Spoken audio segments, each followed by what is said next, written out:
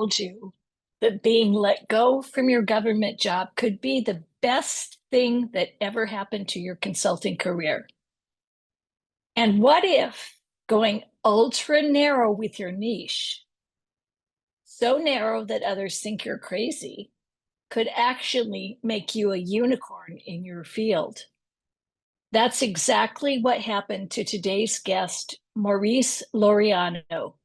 After 20 years in New York City's education system, Maurice was denied civil service during budget cuts. But instead of panicking, he recognized a massive gap in the market. Small businesses, especially minority and women-owned businesses, were struggling to navigate the complex world of educational procurement. And Maurice had insider knowledge that could help them succeed. In just 2 years, Maurice has worked with 67 small businesses and positioned himself as the expert in ed-tech procurement for New York City schools. He's evolved from LinkedIn outreach to building referral networks to partnering with angel investors. His practice is 100% virtual, giving him the digital nomad lifestyle he dreamed of. And he's on track to help his clients secure multi-million-dollar government contracts. But here's what makes Maurice's story really compelling. He's deliberately keeping his client roster small, just 4 6-month engagements at a time. Why? Because his goal isn't just to grow a consulting practice. It's to create what he calls revenue superheroes in government contracting.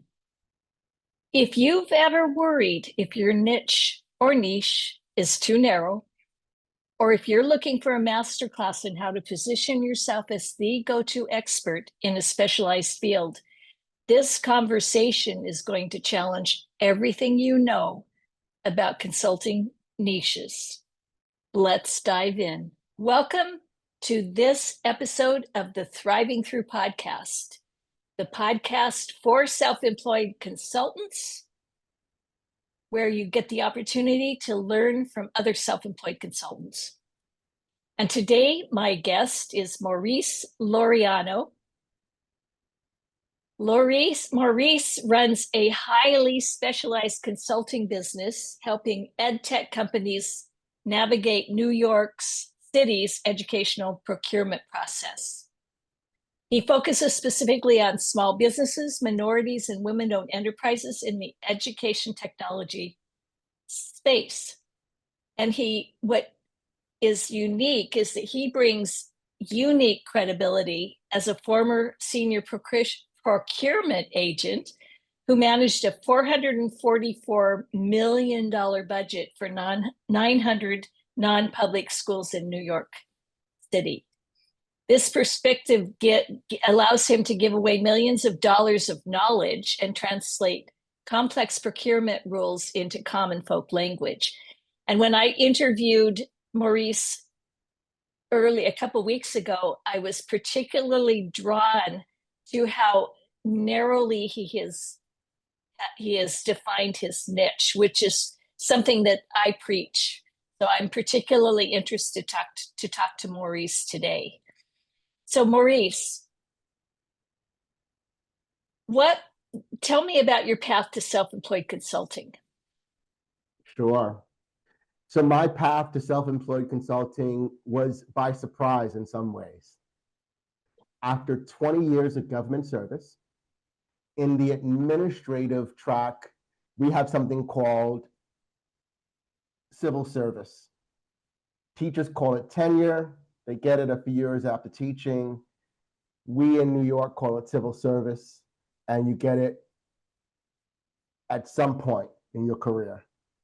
I was denied civil service, which meant that effectively that because New York City had a budget crunch and we were dealing in the time of immigration asylums and everyone coming in, that we had to readjust the budget. And the easiest way to readjust the budget is to downsize.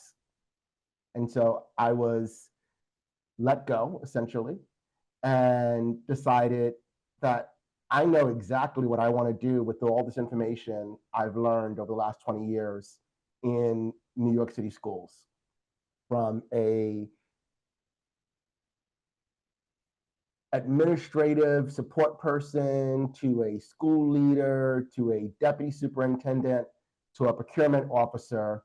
The one thing that was really consistent is that small businesses are the backbone of who we do business with, yet small businesses that look like me don't actually play at the table well, in part because they don't know. And so I decided to coach others about education procurement. What I love about that is, and that's a lesson for other self-employed consultants or for people who are thinking of going into running their own consulting business, is that you noticed a need. And the need that you noticed came out of your experience on the other side of the table. But when you decided that you weren't going to look for another job, you were going to go out on your own, you already recognized that there was a problem based on your experience. And that is the best way. I mean, in order for us in consulting to serve our clients, we have to know what problem we're solving. So you walked in already knowing firsthand what problems your potential clients were solving. Can I give you 2 examples? And I love these Yes, examples absolutely. because I'm someone who I'll answer the phone, I'll talk to anyone, just because it makes the day go on faster. And I once had a consultant, first-time person doing business with New York. They didn't exactly know to collect signatures at their professional development training. But at the same time, if I, as the agency, don't have proof from the people that were there, I just can't take your word that you send me an invoice with a date on it and say, you did the work. No, there needs to be some type of evidence. And so I wind up not being able to pay the person for their work just because they didn't know. Another one, they just didn't put a date on the invoice. Oh my gosh, how silly is it? But also how simple and how any a mistake anyone could make. But only because they were able to go back and put a date on it, yes, I was able to pay the person. But these are the small type of room nuances that happen that prevent people from doing successful work. Great examples. Thank you for those. Tell me, now, how long have you been doing this? Only 2 years. Okay. And in my 2 years, I've serviced about 67 small businesses, and I'm looking to grow that exponentially, of course. My projections are to have 4 paid clients, and my clients I do 6-month engagements with that really resonate on a rotating basis.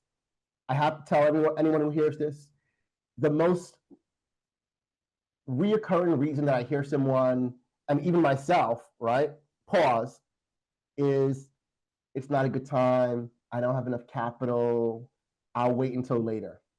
Don't wait. Don't wait. I mean, almost like you and I, AJ, you show up with what you have and you use it to your advantage. And so government contracting is the long run. It's not going to happen in the 6 months that we engage with one another, but it's going to give you the root skills and the strategies to understand how to be successful. And it takes about 2 to 3 years to get your first $1 million contract.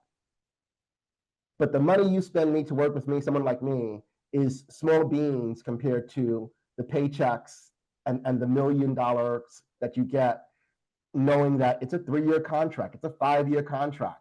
It really does spur small businesses. And the city comptroller in New York has said specifically that there is not a huge amount of money going to minorities. Yet, the New York City mayor has set aside $60 billion by the year 2030 to MWBEs. That's a huge thing to step into and to be at the forerunning first off. Love it. You know, what I love about what you just said is that it sounds like one of the objections that you get when you're talking to a potential client is, I don't have the money to do this. And what you've done is you have framed the cost of working with you against the financial benefits that come from working with you, so that it becomes a no-brainer. If it's like, okay, I may not have the money, but maybe I can find it, because if I spend X amount with you today, in 2 to 3 years, I will have a multi-million-dollar, multiple year contract. Oh yeah, it's huge. Yeah, yeah, I love that. Now I want to turn a little bit to some of the challenges that you faced. So tell us a story or two about the biggest challenges you've faced building your practice and how you've overcome them. Well, I'm going to ask you to think back and imagine, right? And all of us have different experiences, but for any listener who went to school, right? Did you go to public school? Did you go to private school? At what point did you pay for education? And how are your feelings about paying for education? I'm going to say almost everyone I've spoken to, they're not accustomed to paying for them into themselves. And oftentimes when they do, or they have, you get huge debt. Like think of college, right? Some of us still have huge college debt, and that we can't transfer that knowledge into a workable skill. That's not the type of thing that happens for me. But yet I have people who won't pay them for themselves. That's how my huge problem is getting people to realize that, yes, I'm an expense and my knowledge comes at a cost, but it's the type of knowledge that has a return on investment that's multiple times fold. And just culturally speaking, it's very interesting for me to see which clients are ready to expense money and invest immediately and latch on, and which clients are going to say, well, let me get back to you in 8 months, let me get back to you in a year. And either they don't get back, but know they want to do the work and know that it's valuable. And so my journey has been figuring out how to deal with the implicit bias of investing yourself. And how have you overcome that? It's been interesting. I stay engaging. I constantly remind folks that here are the opportunities that relate to your particular product. And so, for example, the New York City Department of Education has a requirement to work with minorities. And this requirement, let me just say for those who don't understand it, is twofold. One, it was just raised from a $25,000 cap to a $50,000 cap. That's one big, huge increase, meaning that you can do more work and get paid more from certain schools, but also you have a guaranteed no compete. Guaranteed. That, for anyone who knows anything, is a huge struggle. And here's why certification matters, because certification is free. It's free. You just got to show that you have financials, that you qualify as a minority or a woman, and that you have a product that others want. Oh my gosh, AJ, I can't tell you how my biggest problem is figuring out how to transfer that knowledge to others, to understand the value in it and to step into it, because this is a very unique time in government procurement. It hasn't always been like this. And so historically, what historically has happened, right? I want to sell whatever you're selling. You had the school or the agency, because while my particular expertise is New York City Department of Education, let me do a mic drop here. It's the same everywhere. Even outside New York, it's this the process I'm explaining. So the agency has to have 3 other bidders at prices to compete against you. And if those bids are lower than yours, the agency is almost required to work with that lowest bidder. There are rules around it if you know the system enough. But essentially, you can go to someone, say, here's my product, and they say it's too expensive because there's someone lower. That doesn't happen if you're certified. Oh, nice. Okay, great. One of the challenges that you have when you have a very narrowly defined niche, especially when you're starting out, is sort of the tension between needing cash flow and being really picky about your clients. And if I recall, I think you said that of the 67 clients, about half of them really, really land in your definition of your niche or niche. Yeah, I see it not both everyone ways. does, exactly. And Right. I'll say those that don't, oftentimes, because we're small business, right? You might be working a second job and not supporting your side hustle as a small business. And so you don't have a huge team and you want to bring me on as your salesperson. I'm not a salesperson. That's not what I do. While a lot of what I do is sales-like in its strategy, the idea of having me as your product representative isn't something that I'm comfortable with, because I have a huge network and my network really depends on me and relies on me. And those products that I say are key golden, they really are key golden. Might drop again, one of the products I'm working with, Cloud9 World, right? It's an social emotional learning. And okay, I feel like I'm giving away all the secrets here. So when I was I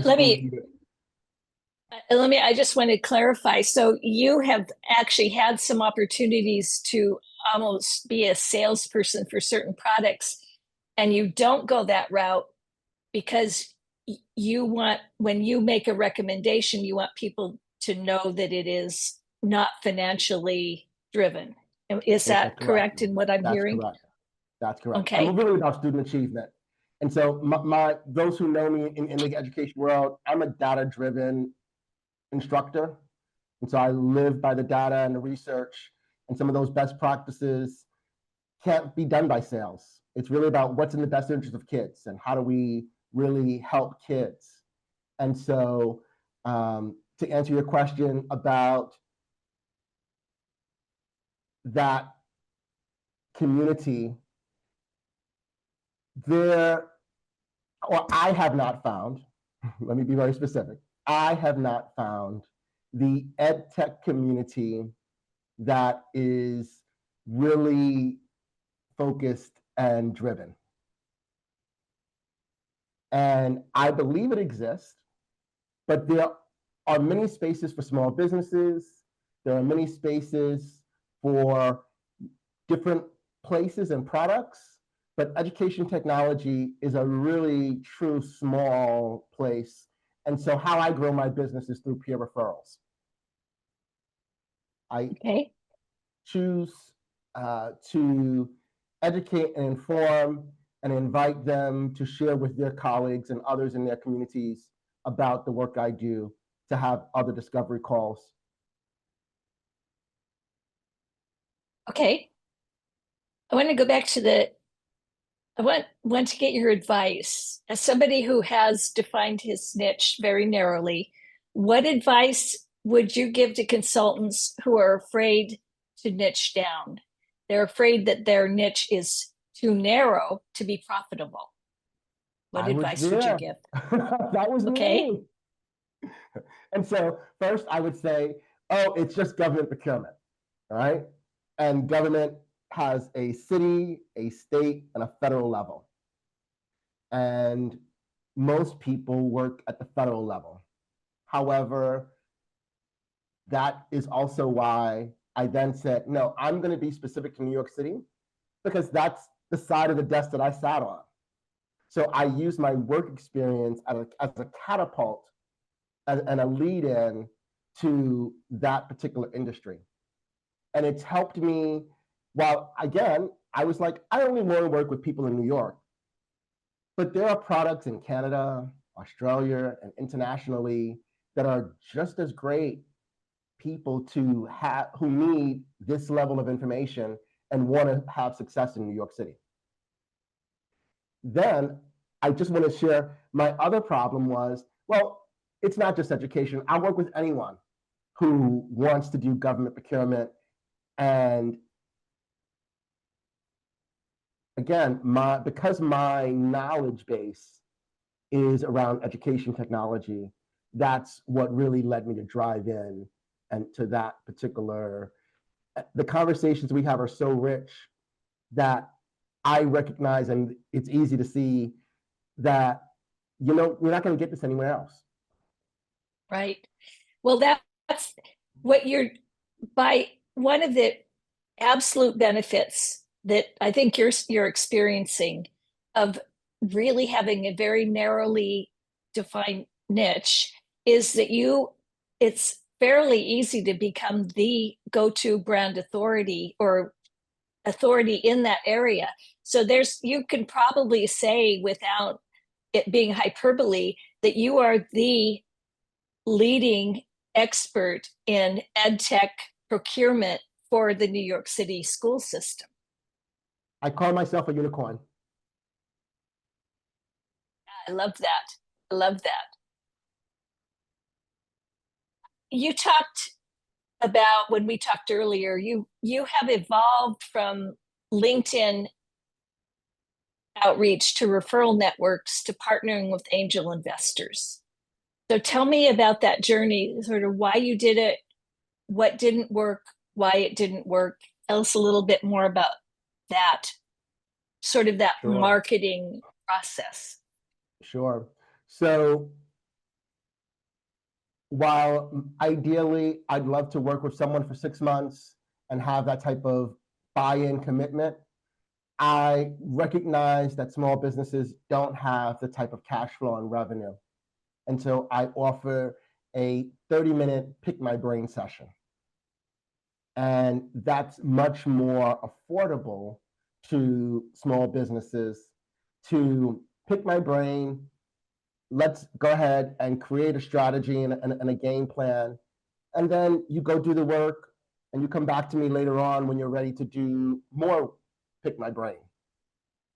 What I found is, to your point of individuals growing over time, and what that looks like is, I want to be clear to your question. Can you repeat your question again? The journey from you evolved from LinkedIn outreach, yes. then to okay, referral yes. networks, and then to partnering with angel investors. Yes, thank you. So the LinkedIn was a very shotgun approach for me. Shotgun in that I know who my target audience is, and I know that they are there, and I know that many people are spending money there. But then to the point that, again, they weren't the people who I wanted to speak with. And so when I found more ed techs and invited them to talk to their peers about me, it gave me a linchpin niche. And I'm not familiar, no, I don't know if you're familiar with Seth Godin and his work around marketing, but the linchpin is the way to go all the way every day when it comes to peer referrals, because then I'm particularly speaking to the people who look and hear and sound and need the information. One example, it's a small example, I was supporting a client who had a principal meeting to demo their product. And the things they were saying were all great, but they weren't education that the principal needs to hear to go ahead and make a choice. And the principal stopped and said, I want to be a blue ribbon principal. And I still get shivers when I hear that, because that means the principal is aware of excellence and wants her school to be recognized and those student graduates to be so really, really, really great. But as an entrepreneur, you wouldn't know what blue tech ribbon principle means. But yet, if they can see the connection with your product, oh my gosh, have you hit the jackpot? And the reason why I've transitioned to angel investors now is because they have a portfolio of clients, of products, of education folks who can really robustly change the infrastructure. There's a movie, and I forget the name of the movie, but essentially it was like the day and age of what you and I know about classroom learning and sitting in a chair, that's long gone. The future has us potentially, essentially at some point, removing the adult teacher completely from teacher to mentor and to a tutor type process, because no adult has all the information and technology is so much better at it, right? That's the type of investors portfolio I want to support so that it can really transform education.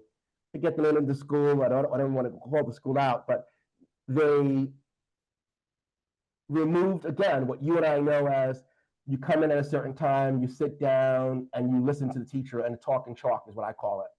And they use tablets, and the entire curriculum is on a tablet, and it's self-driven, so that the student is choosing, I want to do this at this time, I want to do this at that time.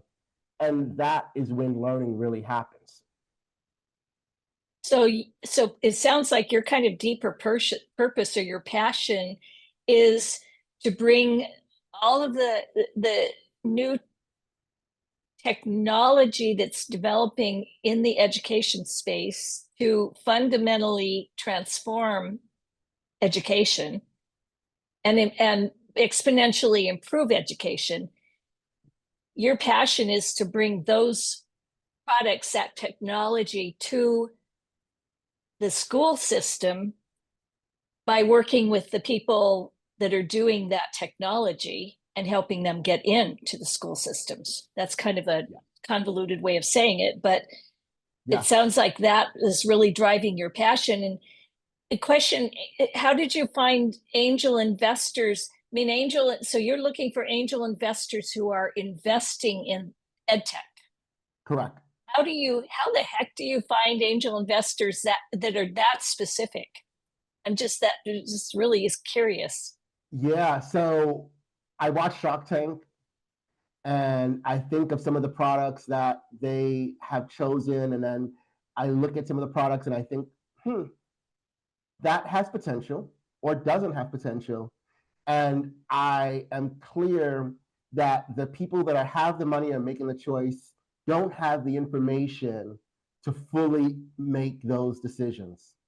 And so I want to be the coach that kind of sits in the background and shares with you, here are some insights as to where technology is going and where the space needs these particular products, and then be able to work with those products in a long-term relationship to have them actually in students' hands. Got it. You also mentioned facilitating workshops to chambers of commerce. Yes. How do you turn those speaking engagements, which I'm assuming are free, how do you turn those into paying clients? So my ideal give back is to raise the level of information and so what I was doing was on LinkedIn, emailing chambers of commerce, offering these 60-minute workshops on how to become a vendor. And the steps to becoming a vendor are not that challenging. And they're not a secret, but I feel like everyone thinks they are. And so I want to make sure that's my give back. And so it's not necessarily about, are you in the education space? It's that if you have a product, I can help you become a vendor and then understand how to leverage that to then do and be more. that's also how I figured out my peer referral to then go ahead and find and work with those education folks, because the Chambers of Commerce, generally speaking, has many different businesses across many different industries, yet everyone has the potential to become a New York City vendor. And so the information is something that I would gladly talk to people about. And then in the spirit of them helping me connect with others who are in my specific niche. Okay. Okay. So when you talk at the Chambers of Commerce, then you then identify people who are in the ed-tech space. Correct. And then you kind of pop them into your referral network. Correct. Okay. Exactly. And then how do you and turn of course, people the in? goal is to land the angel investor who is funding these different specific ed techs and grow into their network to build and becoming more robust. That's the trilogy that I'm looking for. Okay. I like the positioning as a trilogy. Is your consulting practice delivering the lifestyle you dreamed of? Totally. Okay. Totally. I'm a digital nomad. My consulting practice is 100% virtual, so I can work with anyone that has access to the internet. And I have been lucky enough to continue to have robust conversations. My goal is 7 coaching calls a week. And so if you're interested, you just click on that link and you can find my contact information through this one here. But essentially, the more people I speak with, the more inevitably my network grows and that peer referral becomes really, really honed. And so taking this virtual is what really made me gain the lifestyle I'm choosing, because then that means I can be anywhere and I'm not tied to a desk.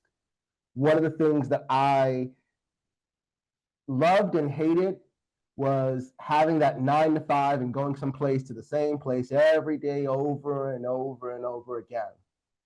And being virtual gives me the freedom to explore and to still continue to grow and give back while having a lifestyle of my choice. Important benefit of being a self-employed consultant. For sure. Absolutely. Where do you see your practice in 3 to 5 years? OMG, you have just hit the golden question.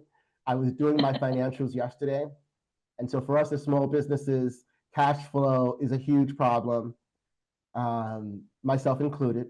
I don't want to put out there that just because I've been in 2 years that I'm able to figure it out. No, in part because I'm not eligible for a grant or a government loan. Those type of things that other products can lean on is not something that a solo consulting agent can use.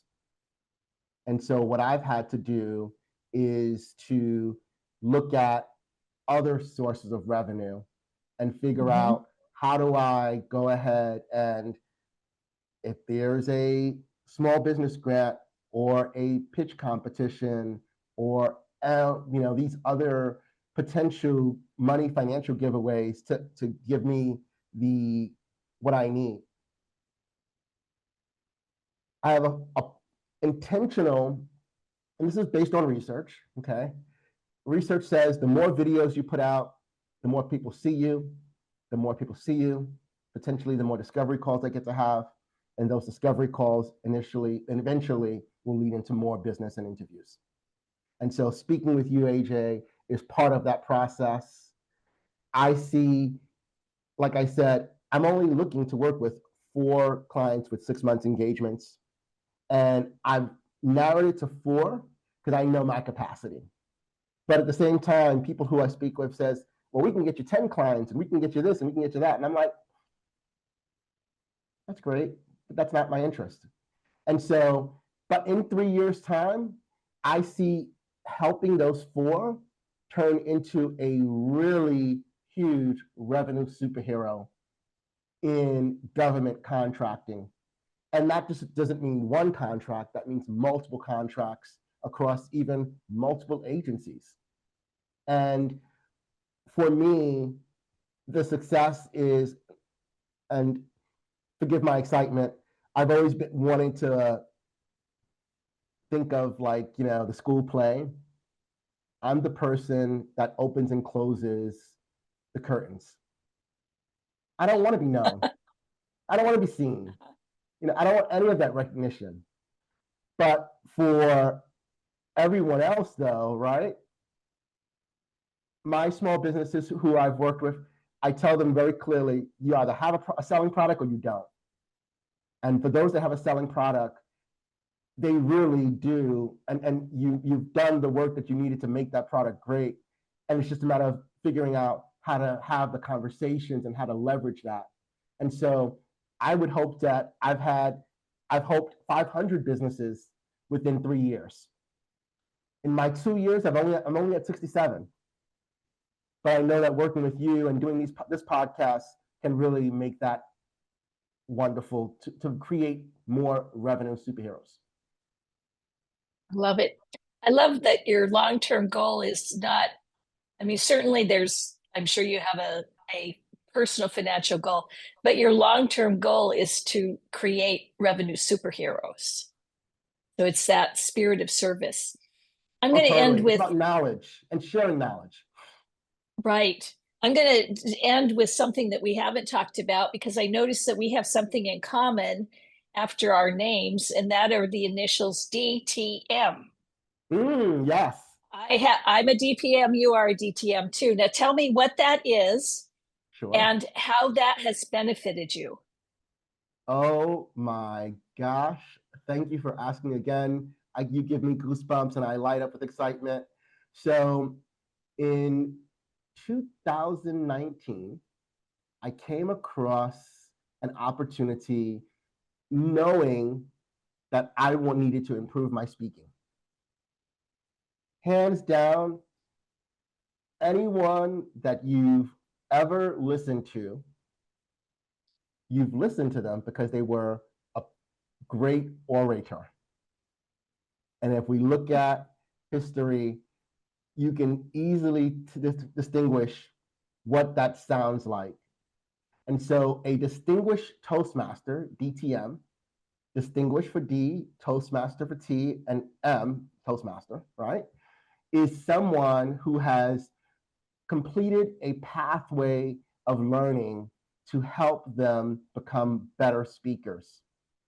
I'm actually the president of a club called Tip Toastmasters, and we meet on the first Thursdays of the month for an hour where we give speeches to one another.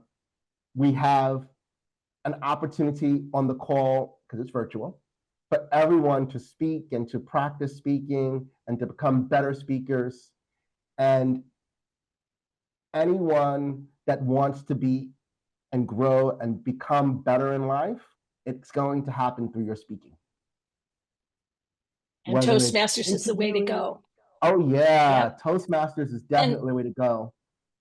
And I want to say, I just want to share finally how it's really helped me identify the ums and the filler words and the nuances to how to eliminate those so that my message then becomes more shiny and perfect.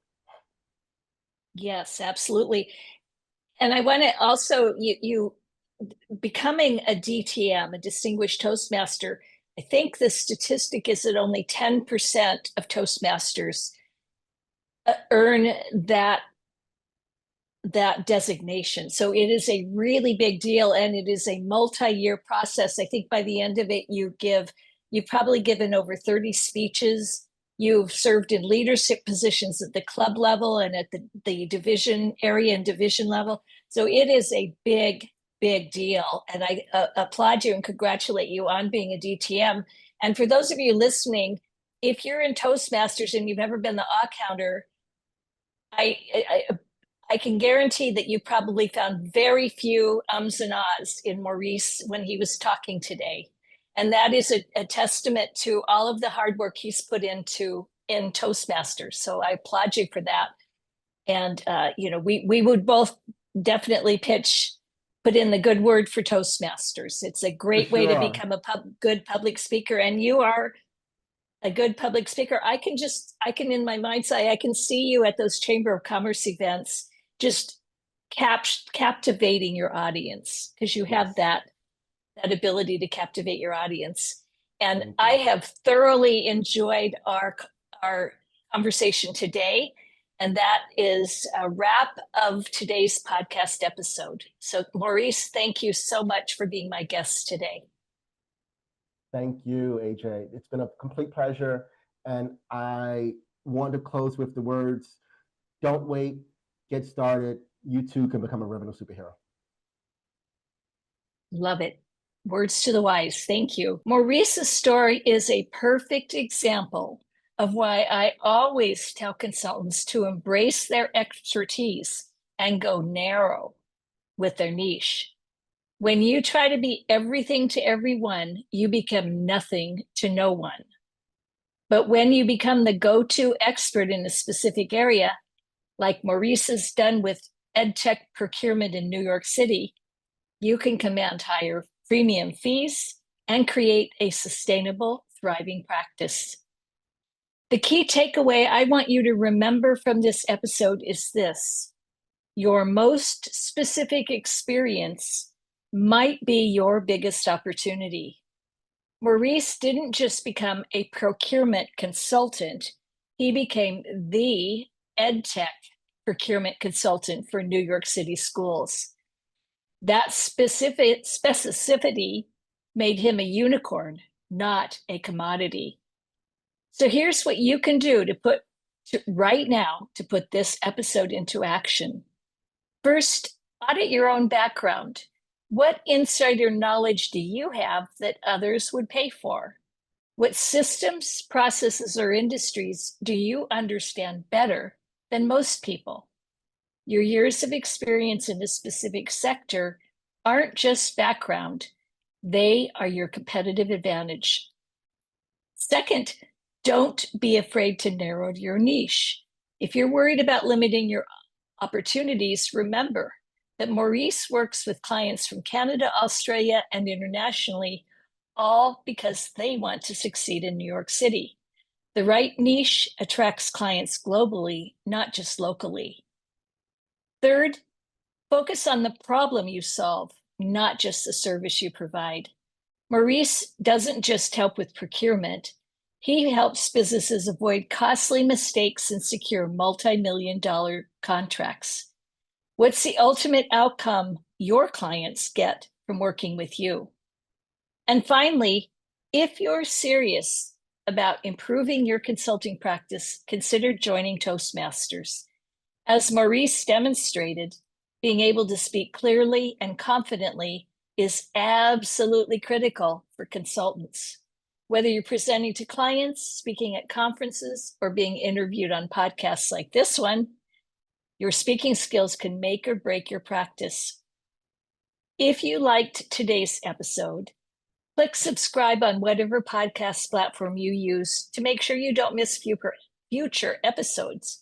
And leave me a review on your podcast app or on YouTube so other self-employed consultants can find this podcast. And until next time, keep thriving through.